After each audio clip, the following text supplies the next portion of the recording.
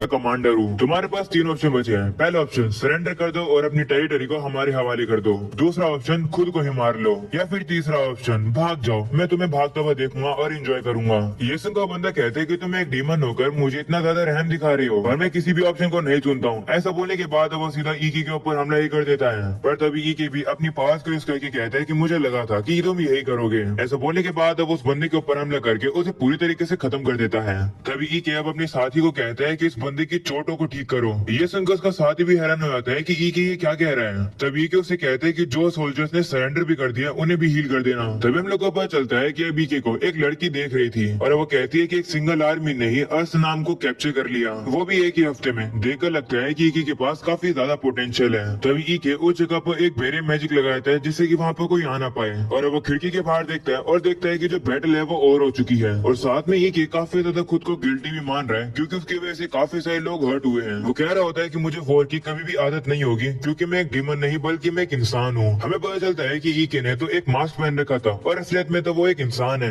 वो बता रहा होता है कि जो उसके मास्टर थे यानी कि टीचर, उनका नाम रैमबर्ग था और वो एक ग्रेट मेज थे। और रोमबर्ग को ये पता था इस दुनिया के एडवांस सिविलाइजेशन के बारे में जो कि इस दुनिया में पहले हुआ करती थी। रोमबर्ग ने ही ईके को अडॉप्ट किया और उसे पाला। भले ईके एक इंसान था और रोमबर्ग को मैजिक के बारे में या फिर उसे जितनी भी नॉलेज पता थी उसने सारी ईके को बता दी। और मरते समय पर रोमबर्ग ने ईके से कहा था कि किसी को भी ये मत बताना कि इस दुनिया में पहले हाई सिविलाइजेशन हुआ करती थी, क्योंकि अगर ये बात ईके बता देगा तो काफी बड़ा डिजास्टर आ जाएगा। साथ में उसने ईके से ये भी कहा था कि तुम अपना रोब और मास्क कभी भी किसी के सामने मत उतारना और कभी भी किसी को नहीं पता चलना चाहिए कि वो एक इंसान है, नहीं तो डीमन लॉर्ड उसे कभी माफ नहीं करेगा। सीनियर पर्सन कहता है जहाँ पर ये कह रहा होता है कि यहाँ पर बैरियर लगा है और मेरी परमिशन के बिना कोई भी यहाँ नहीं आ सकता है, पर ये मेरे पैरों के पास ये लड़की क्या कर रही है। वो काफी घबरा जाता है और अब उसे कहते हैं कि तुम यहाँ पर कितनी देर से हो, जिस पर वो लड़की कहती है कि बहुत देर से, पर मुझे माफ कर दो, मैंने कुछ भी नहीं देखा है, मैं किसी को भी नहीं बताऊंगी, इसलिए प्लीज मुझे मत मारो। तभी अचानक से अब उसका सर ऊपर टेबल पर लगता है और वो बेहोश हो जाती है। ये देखकर अभी के सोचने लगता है कि मैंने अपनी आइडेंटिटी को 20 सालों से छुपा कर रखा हुआ था। वह इस लड़की को मेरी आइडेंटिटी के बारे में पता चल गया। तभी अभी के का साथी उसे बुलाता है और बताता है कि हम लोगों ने कैसल को कब्जे में कर लिया है। वो उसे कह रहा होता है कि आपको नहीं लगता कि आप कुछ ज्यादा इंसानों को जिंदा छोड़ रहे हो। तो ये कहते हैं कि चिंता मत करो, जो नया डीमन लॉर्ड है वो पिछले डीमन लॉर्ड की तरह नहीं है, उसे सिर्फ रिजल्ट चाहिए। ये सुनकर उसका साथी कहता है कि जो अदर लीडर्स हैं वो कह रहे हैं कि हम लोग सभी लोगों को मार दे और उनके टाउन्स को जला दे, जिस पर ईके कहते हैं कि अगर हम लोग सारे लोगों को मार देंगे तो टैक्स कौन पे करेगा और अगर टाउन में कोई रहेगा ही नहीं तो ट्रेडिंग कौन करेगा, इससे हमारा नुकसान होगा। तभी अचानक से वहाँ पर काफी सारे इंसान आ जाते हैं जो कि अब ईके से बात करने के लिए कुछ कह रहे होते हैं, पर तभी ईके का साथी बीच में आ जाता है और वो सभी इंसानों से कहता है कि ईके से तुम बात नहीं कर सकते हो। पर तभी ईके सभी इंसानों से कहते हैं कि तुम बोलो। ये सुनकर अब एक बंदा कहता है कि हम लोग को डीमन लॉर्ड आर्मी को कितना टैक्स पे करना होगा। तो ईके कहता है कि जितना तुम पिछले डीमन लॉर्ड को पे करते थे तुम्हें उतना ही सेम अमाउंट पे करना है। ये सुनकर सभी लोग काफी खुश होते हैं, पर तभी ईके उन लोगों से कहता है कि लेकिन जो भी डीमन लॉर्ड की आर्मी को रेजिस्ट करेगा चाहे वो कोई भी हो उसे पनिश किया जाएगा। ये सुनने के बाद वो सभी लोग भी अब डर जाते हैं। तभी अचानक से ईके वहाँ से कहीं और टेलीपोर्ट हो जाता है, जो देखकर सभी अब काफी हैरान हो जाती हैं। अगले सीन में अब हम लोग को ईके को दिखाया जाता है और अब वो जहाँ पर टेलीपोर्ट होता है उसके पीछे का भी काफी बड़ा गोलम होता है जो कि अब उसके ऊपर हमला करना शुरू कर देता है। वहीं पर अब ईके भी अब उसके सारे अटैक्स को डॉज कर रहा होता है और वो चिल्लाकर कहते हैं कमांडर तुमने प्रॉमिस किया था कि तुम मुझे अचानक से वापस से कभी भी समन नहीं करोगी। हम लोग को पता चलता है कि पहले जो हम लोग को वो लड़की दिखाई जाती है वही ये कमांडर है जिसके बारे में ईके बात कर रहा है। तब ईके अब अपनी पावर्स को यूज करके अब उस गोलम को काफी आराम से हरा देता है।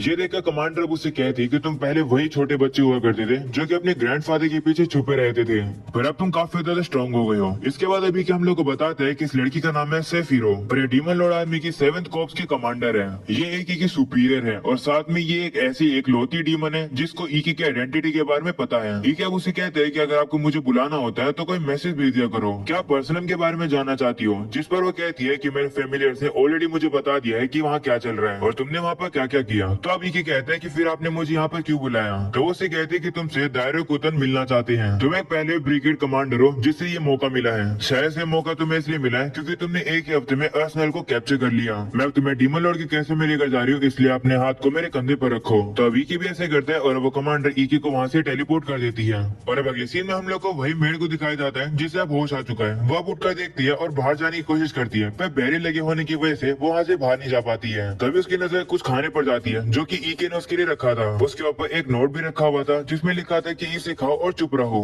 तो इसके बाद वो लड़की उस खाने को खाती है और तो वो काफी टेस्ट लगता है और वो उस खाने को खाती रहती है। अगले सीन में ईके अब डीमन लॉर्ड के कैसल के पास पहुंच जाता है जहाँ पर पर अब काफी ज्यादा मियाजमा होता है। इसकी वजह से ईके को काफी ज्यादा इफेक्ट हो रहा होता है, क्योंकि आखिरकार वो इंसान जो है। इसके बाद वो लोग आगे जाते हैं जहाँ पर अब उन लोगों को वहाँ पर कुछ गार्ड दिखते हैं। उन्हें देखकर ईके अब कमांडर से कहते हैं कि क्या ये जो लोग हैं ये सभी लोग को चेक करते हैं, जिस पर कमांडर कहती है हाँ। ये सुनकर ईके कहते हैं कि अगर ऐसी बात है तो इन लोग को तो मेरी आइडेंटिटी के बारे में पता चल जाएगा। तो कमांडर कहती है कि उसकी चिंता मत करो, उस चीज को मैं संभाल लूंगी। ऐसा बोलने के बाद वो अपनी पावर्स को यूज करके ईके के अंदर अब काफी ज्यादा मैजिक डाल देती है, जिसकी वजह से अब जितने भी गार्ड्स होते हैं वो ये देखकर हैरान हो जाते हैं और कहते हैं कि रोम्बा के ग्रैंडसन से हम लोगों ने यही एक्सपेक्ट किया था। गार्ड ये भी कह रहे होते हैं कि सभी डीमन रोम्बा को जानते हैं। ये सुनकर भी कि हैरान होते हैं और वो अपने मन में कहता है कि मेरे दादाजी के मरने के बाद भी वो इतने ज्यादा फेमस है। इसके बाद वो लोग सीधा डीमन लॉर्ड के कैसल में पहुंच जाते हैं। इस जगह का नाम है डोबर्ग और ये काफी ज्यादा बड़ी है।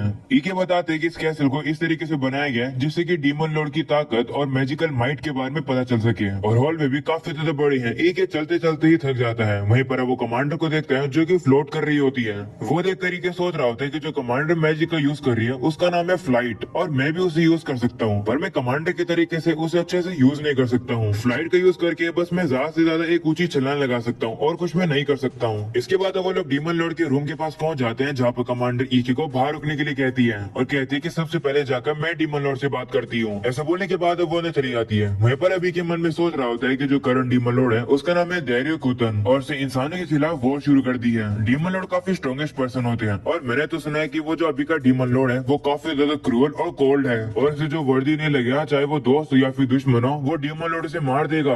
पर अगर कोई भी पर्सन डीमन लॉर्ड को कीमती लगता है, पर भले उस पर्सन के अंदर मैजिक की कमी हो या फिर फिजिकल स्ट्रेंथ की कमी हो, फिर भी डीमन लॉर्ड उस पर्सन को अच्छे से यूज करता है। वो पर्सन को जज करता है उनकी एबिलिटीज के तौर पर। अब तक जो डीमंस थे वो एक दूसरे से लड़ते रहते थे क्योंकि उन लोग को एक साथ काम करना पसंद नहीं था, पर दैरियो कुतन ने इन सब चीजों को बदल दिया और डीमंस को एक साथ वॉर पे लगा दिया और मैं भी पहली बार ही किसी डीमन लॉर्ड से मिल रहा हूँ। इसके बाद अब वहाँ पर कमांडर आ जाती है और वो ईके से कहती है कि तुम अंदर आ सकते हो। ईके अब जैसे अंदर आता है दैरियो कुतन अब उसका वेलकम करती है। ईके अब ये देखकर हैरान हो जाता है कि जो ये डीमन लॉर्ड है वो तो एक लड़की है। वह दैरियो की तरह ईके से कह रही होती है कि तुमने एक ही हफ्ते में आर्सेनल को कैप्चर कर लिया, तुम काफी कमाल के हो। जिस पर ईके कहता है कि मैं तो बस वही किया जो कि मुझे ऑर्डर दिया गया था, सारा क्रेडिट मेरे कमांडर को मिलना चाहिए। ये सुनकर डीमन लॉर्ड से कहती है कि तुम तो काफी ज्यादा दयालु हो, तुम बिल्कुल इंसान की तरह लग रहे हो। ये सुनकर ईके मन में कहता है कि कहीं मैं फंस ना जाऊं, मेरी ह्यूमैनिटी आगे आ गई। तब वो कमांडर डीमन लॉर्ड से कहती है कि ये ईके है, रोम्बा का ग्रैंडसन। रोम्बा को गार्डियन ऑफ हेल भी कहा जाता था। ये सुनकर डीमन लॉर्ड कहती है ओ तो ये रोम्बा का ग्रैंडसन है। अब समझ आ रहा है इसकी ह्यूमैनिटी के बारे में। ये गहरे विचारों का आदमी लगता है, इसलिए तो इसने लोगों को नहीं मारा और लीडर्स को नहीं मारा और फिर भी इसने आर्सेनल को कैप्चर कर लिया, वो बिना किसी लोगों को मारे। ये सुनकर ये सोच रहा होता है कि कहीं मैं फंस ना जाऊं, मुझे अपने साथी की बात शायद मान लेनी चाहिए थी और डीमन की तरह एक्ट करना चाहिए था और लोगों को पब्लिकली मारना चाहिए था, पर मैं एक इंसान हूँ, मैं ऐसा नहीं कर सकता हूँ। एक अब डीमन लॉर्ड से कहते हैं कि अगर हम लोग इंसानों के बीच में डर पैदा करेंगे तो वो हम लोग को ओबे नहीं करेंगे। पास्ट में भी ऐसा हो रखा है, आपको पता ही होगा,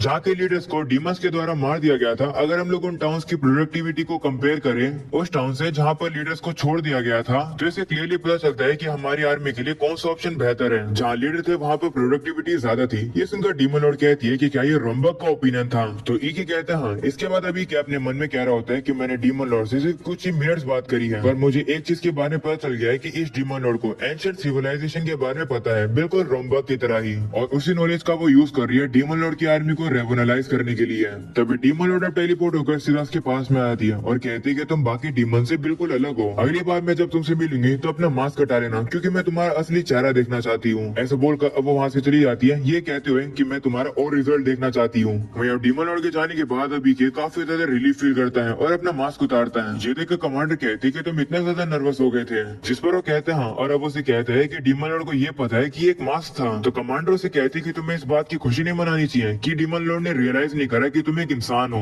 वैसे डीमन लॉर्ड ने तुम्हें एक रिवॉर्ड दिया है, मेरे ओपिनियन में तो वो रिवॉर्ड एक पनिशमेंट की तरह लगता है। अगले सीन में एक वापिस उसी जगह पर आता है और देखते है कि उस लड़की ने तो वो खाना खा लिया है। वो लड़की अब वहाँ पर सो रही होती है, तभी ईके अब जाकर उसे उठा देता है। वो लड़की भी अब ईके को देखकर डर जाती है और कहती है कि मुझे माफ कर दो, मैंने तुम्हारा चेहरा नहीं देखा, इसलिए प्लीज मुझे मत मारो, मैं तुम्हारे बारे में किसी को नहीं बताऊंगी। तो ईके कहते हैं ठीक है, मैं तुम्हें मारूंगा नहीं। वैसे तुम्हारा नाम क्या है? तो वो कहते है कि मेरा नाम 13 है। ये सुनकर ईके कहते हैं कि तुम्हारा नाम तो कुछ ज्यादा अजीब है। तो वो कहते हैं कि स्लेव्स को नंबर से ही रेफर किया जाता है, मेरी मॉम मुझे सैटी बुलाती थी। ये सुनकर ईके अब उसे कहता है कि मैं तुम्हें अब ऐसे नहीं जाने दे सकता हूँ क्योंकि तुम्हें पता है कि मैं इंसान हूँ। ये सुनकर सैटी डर जाती है और कहती है कि चिंता मत करो, मैं तुम्हारी आइडेंटिटी के बारे में किसी को नहीं बताऊंगी। तो ईके कहता है ठीक है, पर बदले में आज से तुम मेरी स्लेव हो और तुम मना नहीं कर सकती हो। अगर तुम्हें पसंद नहीं है तो तभी अचानक से मैट्यू से गले लगा लेती है और कहती है नहीं मैं तुम्हें एक्सेप्ट कर रही हूँ, शुक्र है मुझे अपनी मेड बनाने के लिए। और अब अगले सीन में हम लोग को ईके के साथी को दिखाया जाता है जो कि ईके को कांग्रेचुलेशन करता है इवेलियस का रूलर बनने के लिए। हमें पता चलता है कि यही वो रिवॉर्ड है जो कि डीमन लॉर्ड ने ईके को दिया है। ईके इवेलियस का रूलर है जो कि अर्सेनल के थोड़ा साउथ में पड़ता है। कमांडर कहती है कि ये जो जगह है वो वॉर के लिए फ्रंट लाइन की जगह है। अब से ये एक छोटा टाउन है पर हमारी आर्मी के लिए सही रहेगा। वो किसी कहती है कि तुम्हारे मिशन है इस टाउन को प्रोटेक्ट करना और इसके टैक्स रेवेन्यू को डबल करना। तो ये हैरान हो जाता है और कहते हैं कि लेकिन वॉर के बीच में मैं ऐसा कैसे कर पाऊंगा।